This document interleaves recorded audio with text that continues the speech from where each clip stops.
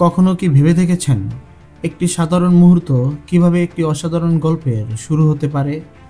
ঢাকার সমাজে ঢাকা ইউনিভার্সিটির একটা সাধারণ মেলায় ঘটে যাওয়া তেমনই একটি মুহূর্তের কথা বলবো আজ। এই গল্পটা আমাদের ঐতিহ্য, কারিগরের অক্লান্ত শ্রম আর তরুণ উদ্যোক্তাদের স্বপ্নের এক দারুণ মিশ্রণ। জায়গাটা ছিল ঢাবিরই একটি সেলস ফেয়ার।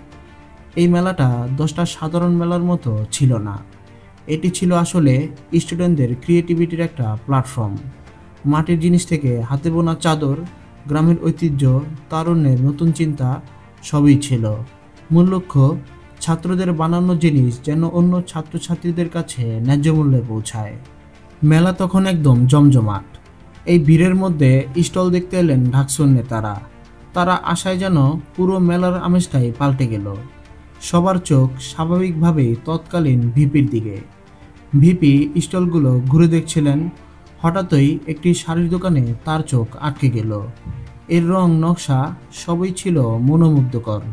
দেখেই বোঝা যায় এর পেছনে কোনো বিশেষ গল্প আছে।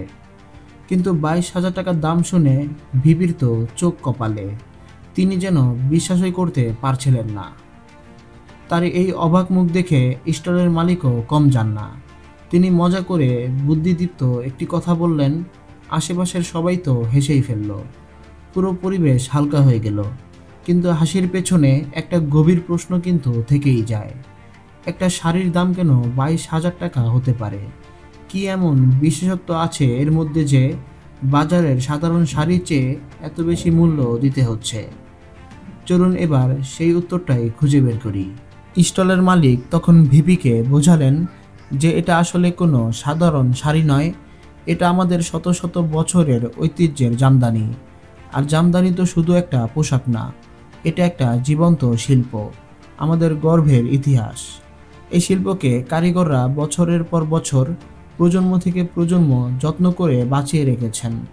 এই 22,000 টাকা কেবল একটি দাম নয়, এর পেছনে আছে একজন কারিগরের ঘন্টার পর ঘন্টা, দিনের পর দিনের অক্লান্ত পরিশ্রম এবং শ্রমের মূল্য।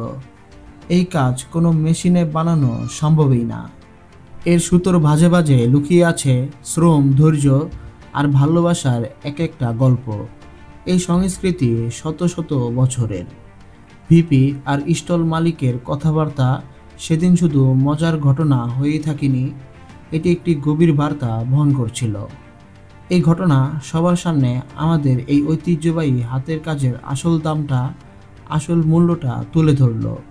এটা একদম চোখে আঙ্গুল দিয়ে দেখিয়ে দিল যে একজন শিল্পীর শ্রম আর আমাদের হাজার বছরের সংস্কৃতি যথাযথ সমান পাওয়া উচিত। তো এই একটা মুহূর্ত থেকে আমরা কি শিখলাম? প্রথমত, দক্ষ শ্রমকে সম্মান করতে হবে, কারণ এটি কেবল হাত নয়, মস্তিষ্কেরও কাজ। দ্বিতীয়ত, হাতে বানানো জিনিসের কদর করতে হবে, কেননা তার সঙ্গে ইতিহাস জড়িয়ে থাকে। আর তৃতীয়ত, তরুণদের ক্রিয়েটিভ উদ্যোগকে বিশ্বাস করতে হবে, তারাই তো ভবিষ্যৎ। আর সব কিছুর উপরে এটা আমাদের মনে করিয়ে দেয় নিজেদের ঐতিহ্যকে বাঁচিয়ে রাখা আসলে কতটা জরুরি। আর ঠিক এই অসাধারণ কাজটাই কিন্তু করে চলেছে ঢাকা ইউনিভার্সিটির এই সেলস ফেয়ার। এটা তাই শুধু একটা মেলা না, এটা হলো তারুণ্যের ক্রিয়েটিভিটি, নতুন নতুন উদ্যোগ এবং আমাদের নিজেদের শিকড়ের গল্পটাকে বাঁচিয়ে রাখার একটা দারুণ প্ল্যাটফর্ম।